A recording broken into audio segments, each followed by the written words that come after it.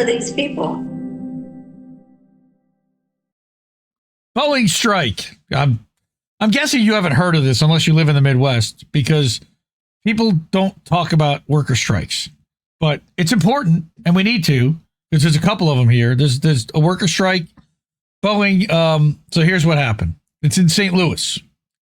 More than 3,200 Boeing workers in Missouri and Illinois walked out Monday in a powerful strike against the weapons manufacturer and decades of union-backed concessions.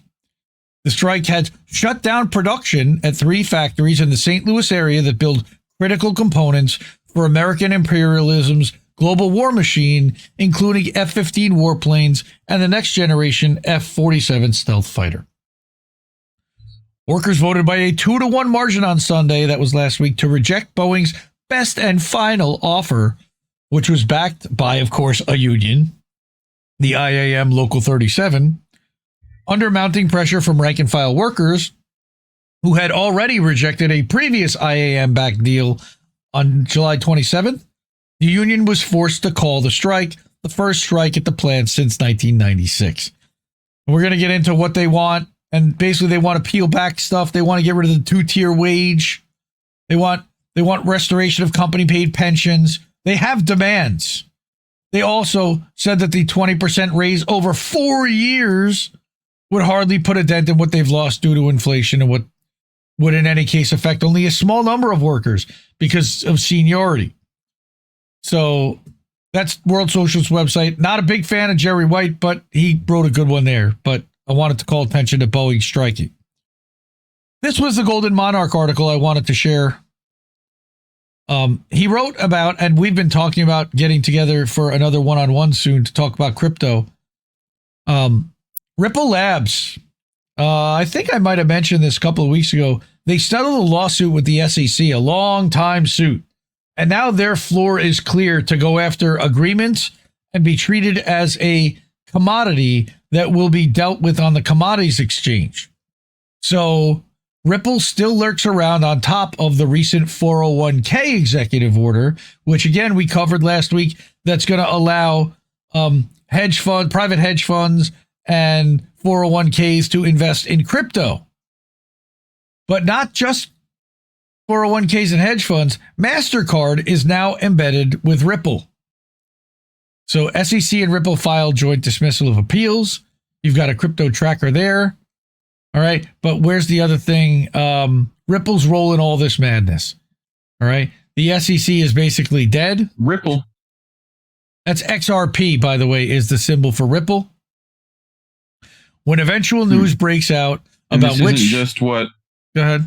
Sanford and Son enjoy on a Saturday? No, not at all. Not Ripple? Because what Ripple is going to do, Gotcha. Ripple and Bank of America and MasterCard are all in bed together now. Like Ripple is going to issue a stable coin. As you would. Right? Ripple is amongst one of several crypto-related scandals that's gone unscathed, no thanks to the Trump administration effectively killing the SEC. Notable dishonorable mentions include Justin Son of Tron, OpenSea, Robinhood, Kraken, right? Coinbase and Binance. They've all been under investigation by the SEC. Gotcha. Justin Son of Tron, not Justin Son of Tron. Right. Which is like Son of different Tron. Character. Is that like Son of Tron? Is that like Son of Godzilla? Something like that, yeah. Besides Ripple's own token of XRP, this is important. Ripple has an emerging stablecoin called Ripple US Dollar, or RLUSD. Much like Tether's namesake token and Circle's USDC, RLUSD is another stablecoin that's purposely pegged to the US dollar. Remember that Eric Trump also has one of these for World Liberty Financial. Yeah. As Ripple effectively buys up companies to have greater influence within the crypto industry, Ripple, if left unchecked, may eventually rival against the monstrous Tether. So you're going to end up with another stablecoin crypto Ponzi based upon crypto and everything else that you're playing with, pegged to the dollar, right? Ripple CEO has discussed possibilities. No, not really. For Ripple to pursue an IPO if their strategy were to expand and evolve per capital.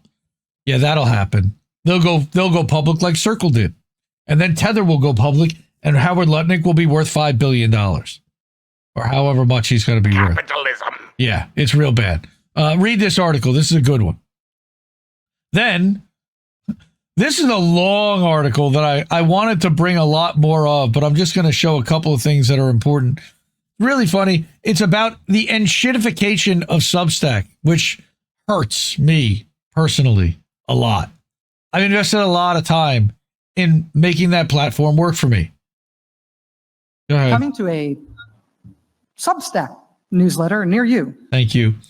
Substack is your boss, and he's dissatisfied with your performance. And what he's talking about is that Substack's business model has now got to change because they've got to now start to show profitability, which means focusing on paid subscribers and purging out the free ones. So people like me specifically will be directly affected by this because they don't like my freeloading off their platform. They only make money when a paid subscriber subscribes to a publication. Otherwise, and as they mention here, they're providing all of this infrastructure for free.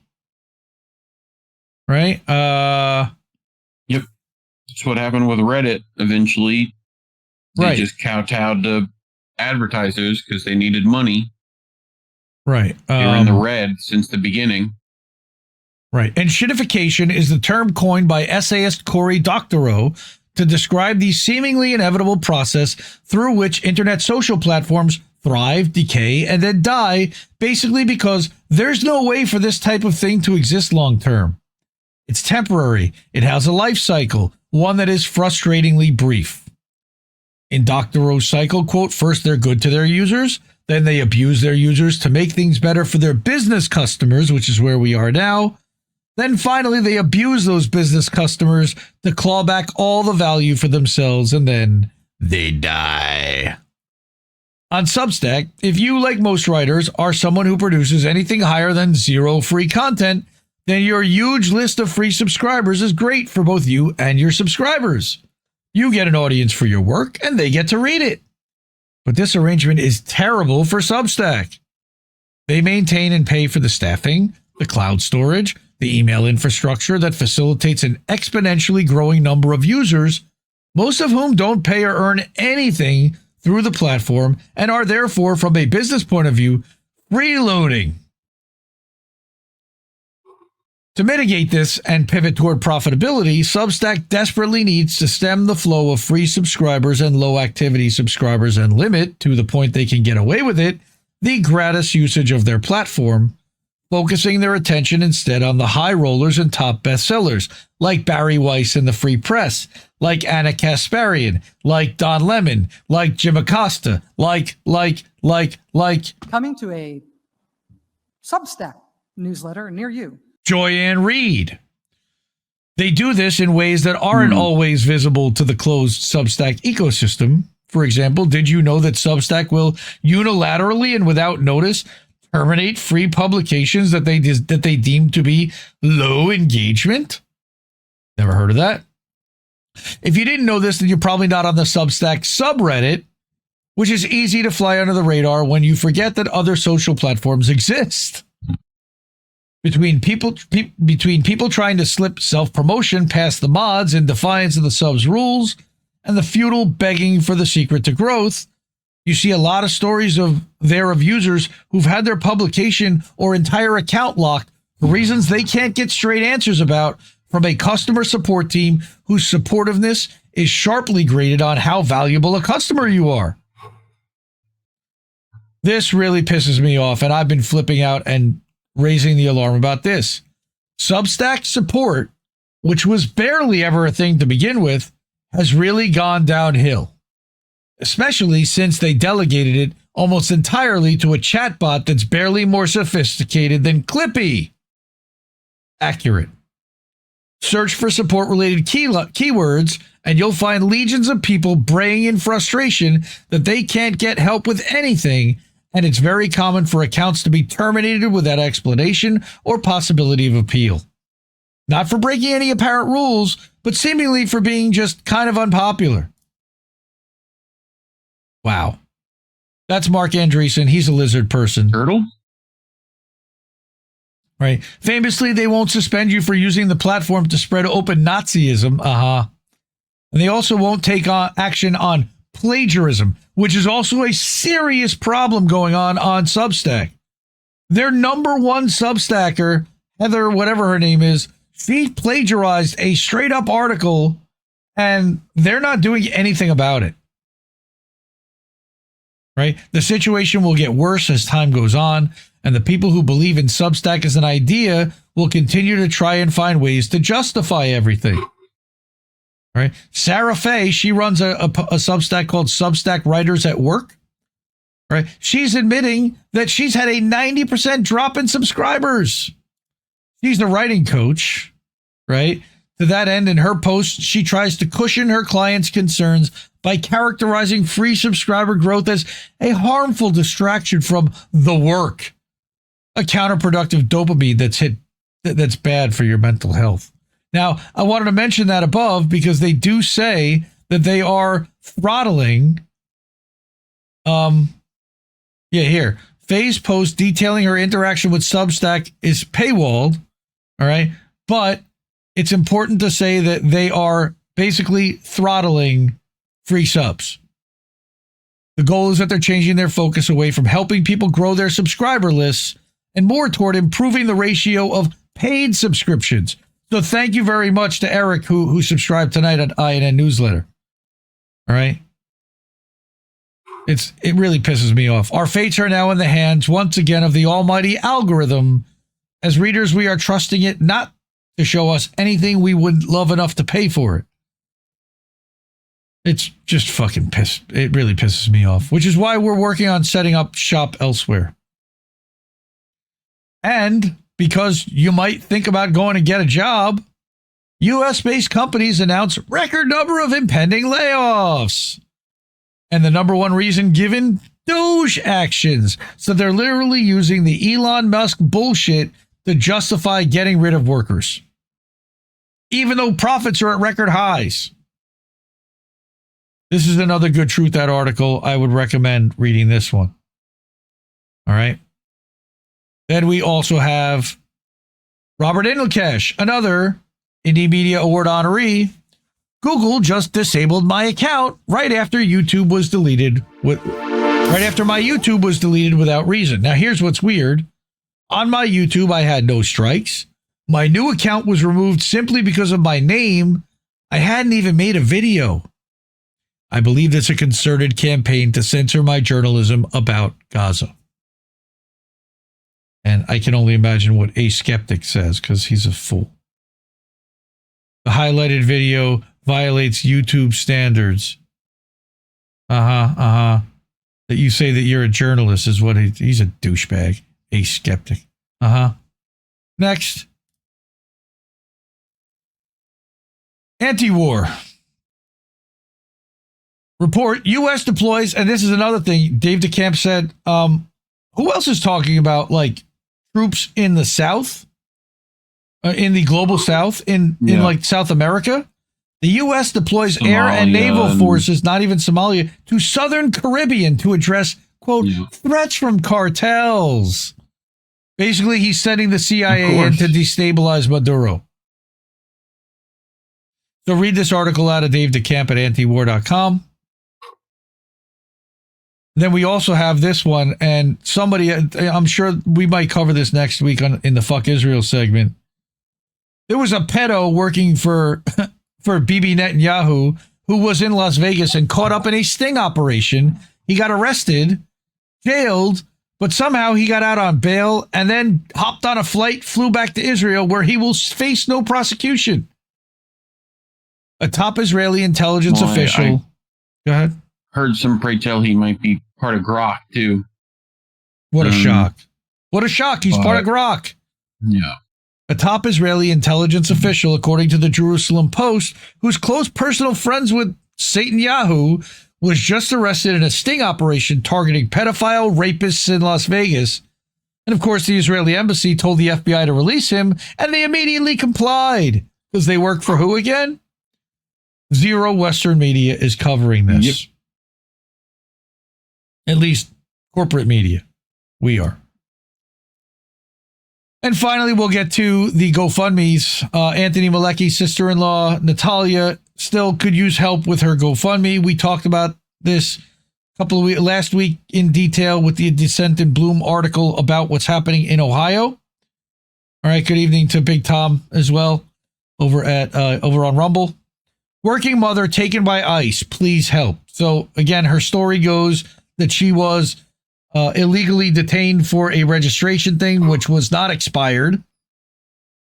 Working, paying taxes, taken into ICE custody, illegally stopped over a not expired registration. So anything anybody can do there to help raise some money there, we'll drop the GoFundMe in the description after the show. Also, I wanted to give shout to our brother Andrew Zygmunt Smith and his daughter AnnaMari. We've been talking about AnnaMari and her battle with brain tumors for a while. How they had to go to Cincinnati and spend weeks undergoing daily therapy treatment to teach her how to read Braille. And there was another treatment that went along with that. Apparently, he said that she'll be going back in for surgery this week to clean and reseal part of her incision. And then he mentioned that they were not yet home. And that was on Friday. So if we could get prayers and, of course, support for their GoFundMe for her as well, they've raised almost $8,000 toward helping her and helping the family pay its bills. But this has been going on for months. Family has to eat. You know, I don't know how much Andrew can work and what's going on with the situation with Ernie. Anything anybody can do, please, really, really would appreciate any help there. I mentioned Indie News Now earlier. This is our news website where, again, you'll be able to see INN, to see this show live, as well as boats smashing into other boats, but not just INN articles. George Hazim and Azra Dale and antiwar.com. Just at the top right now, there's more articles from A Skeptic with all their breakdown of the situation going on at the front lines in Russia, Ukraine. And you can just keep scrolling and scrolling. Damn, son, where'd you find this? An infinite scroll of content and news to pay attention to.